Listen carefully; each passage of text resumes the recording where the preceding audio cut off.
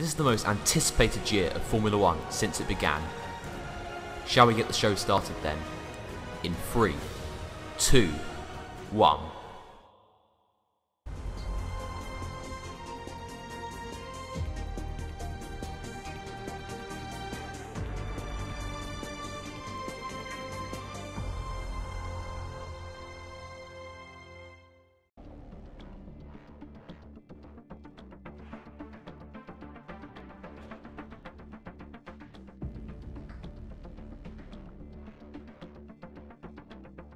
Hey guys, what is up? It is StockMatt1998 here, and I am back with a brand new video. This is the first episode of Season 2 of my F1 2014 Career Mode series. Obviously, this is part 20 of the whole Career Mode series, and we are here today in Melbourne, Australia for the season opener, and this has been promised to be a fantastic season.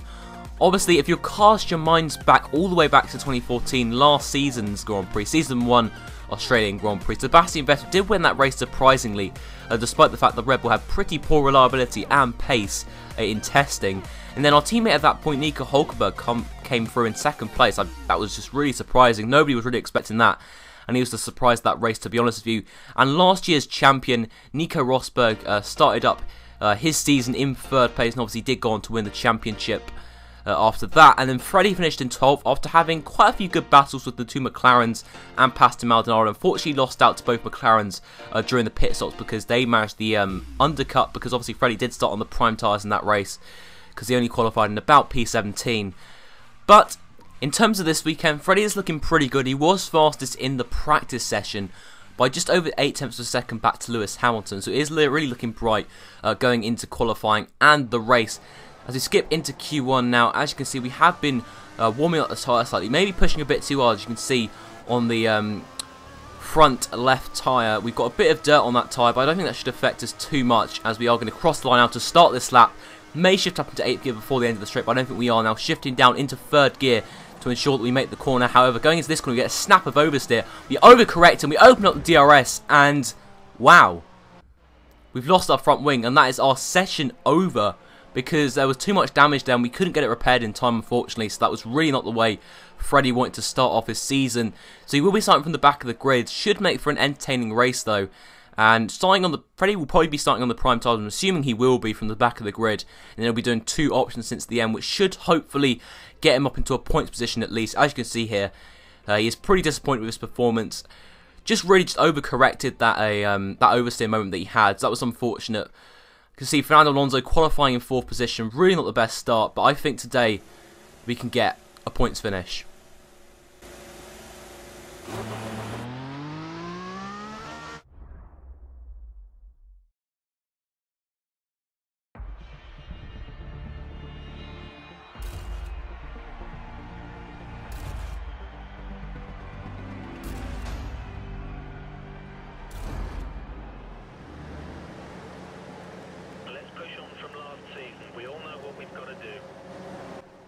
Indeed, we do know what we have to do. One aim this season, it is the World Championship, as the lights are about to go out now for the opener of Season 2 here in Melbourne, Australia.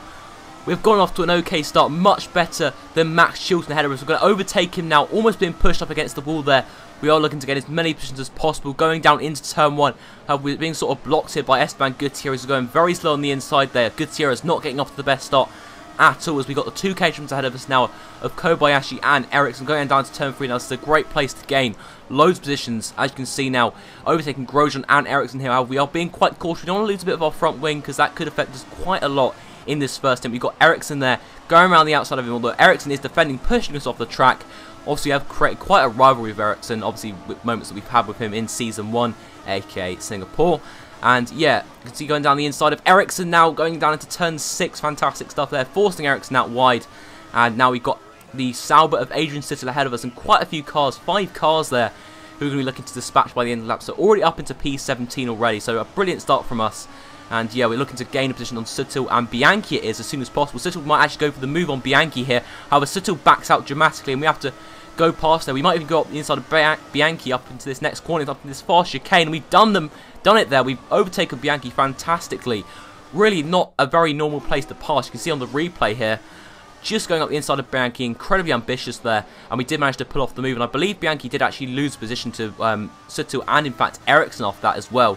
And yeah, now we've got Sergio Perez ahead of us, I believe. We're going to be looking to, catch as soon as possible, because I think a points finish is the most likely for today, but I feel that perhaps getting higher than a points finish, maybe a podium, is still possible though with the 2 option stints at the end, because obviously we'll be a lot faster than the other AI cars. Depending on what strategies they're doing, we'll learn that a little bit later, but as you can see, we have just passed Sergio Perez round the outside, because he tried to overtake Bottas, but then backed out, as the AI normally do. But really the place where we were losing lots of time was Sector 3. As you can see, Perez already gaining on us, and Bottas pulling away quite dramatically. And yeah, Perez just there, and Bottas is actually going to go for the move here, and he brakes so early, and my goodness me, what was he doing there? We've lost a bit of our front wing, and Bottas looks like he's pulling off to retire from the Grand Prix. Serves him right, really. You cannot back off that dramatically and expect, because look at that, there was no room to go round the outside of him, and really, everything just happened so quickly, and there was just no time to react. But as you can see here, we have got Suttil, who almost overtook us as well, but just as I said earlier, we cannot afford to lose a bit of our front wing, because this will probably cost us so much time, because losing even an end plate could cause us to have so much understeer going into corners. But as you can see, on lap 6, we do finally catch up with Sergio Perez again, after having Suttil over the back of us for a couple of laps' time. We might even have a go at Perez going up into this next corner now. Indeed we have. We go up the inside of him, and that is a beautiful move there, up into P13, forcing Perez off the track quite slightly there, although I don't think we did a huge amount wrong, really. But yeah, it was just really hard to drive in this stint. The end plate loss was causing us to lose about 3 seconds to Fernando Alonso, but however, we should gain some time back on the option tyres in the final 2 stints. But as you can see, we're behind Jean-Luc Vergne now. We could pull off a similar move to what we did on Perez, and indeed we have done. And I don't know what Vergne was doing there. We gave him more than enough room, I thought. Freddie definitely gave him enough room, but for some reason, Vergne ran out wide for whatever reason. And yeah, we're up into P12 nevertheless. We've got Maldonado ahead of us now. We're looking to overtake quickly. And then there's a couple of guys just ahead of him who are in the points positions currently in 10th and 9th. So yeah, so it's not looking too bad actually in terms of the race. So let's just hope we can gain some time in this second stint, as we've got Maldonado just ahead of us now. In fact, there's Toro Rosso just ahead of us who's ran wide. Daniel Kvyat. You know, the AI are making so many mistakes there. It's really really unusual actually. I don't really tend to see this too much of the AI, but in this race they do seem to be making an awful lot of mistakes, with Kvyat running wide there. And this is the lap where most of the AI actually came to the pits, apart from obviously Maldonado and Perez, who are staying out. But still in Sector 3, this is where we were losing so much time. But as you can see, the front runners are already exiting the pit lane, and we've just crossed the lines. That just shows really how much time we lost. I think my engineer came on the radio saying that we were losing about 3 seconds a lap in comparison to Alonso, which is just shocking. And the thing is, with this front wing loss, or sort of end plate loss, we were losing so much time, so we decided to pit in this lap. As you can see, Rosberg and Hamilton are actually already ahead of us, and they have already pitted, so that really just shows how much time we've lost.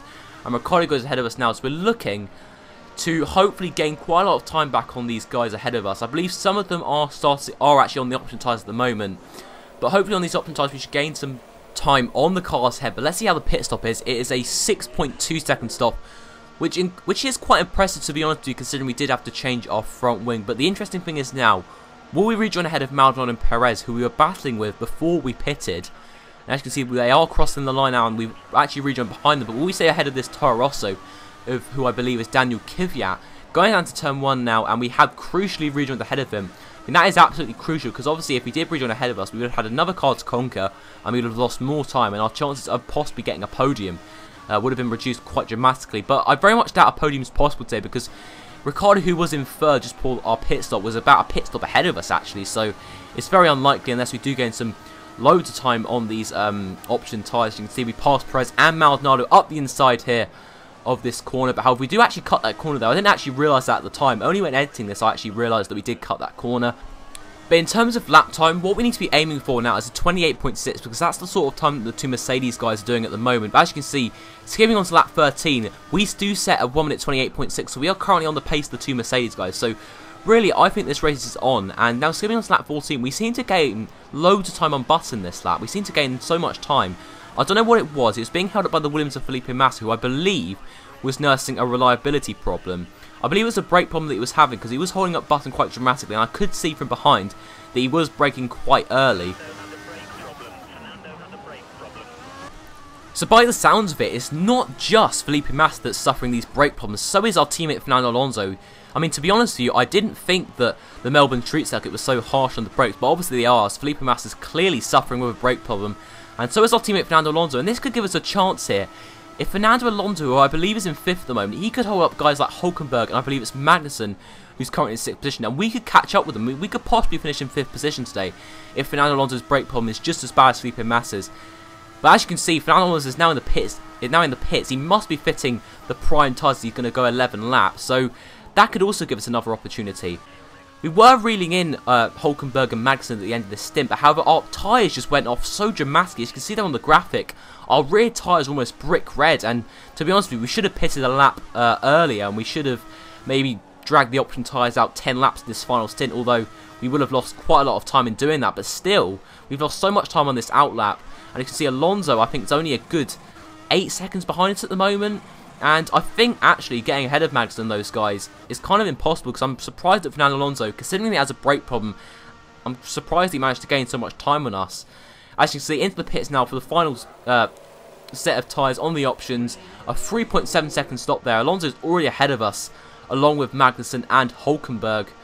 Maldonado, in fact, did drop back by about 30 seconds. He really did pull away from Maldonado. Our pace in that middle stint was so good, but so was the AI. As their pace was just too consistent, and we just could not keep up with them.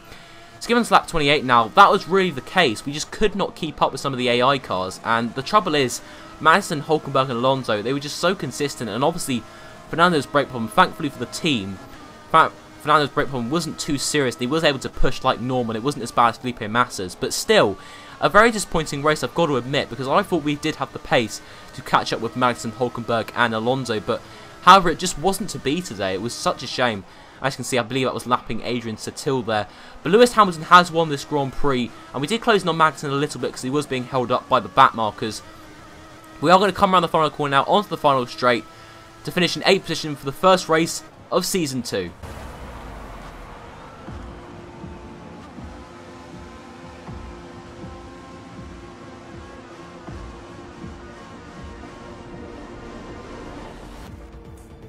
Yeah, so I've got to admit, a pretty disappointing race, I've got to say, because I did expect a lot more from the back of the grid. I think really that front wing loss in the first stint really did cost us quite a lot, because that did cost us about 3 seconds a lap to Alonso, and obviously that in-lap in the second stint did cost an awful lot of time as well, because our tyres were completely dead, we couldn't push any more, and Alonso, despite having a brake problem supposedly, was, closing in on us, so that was kind of shocking.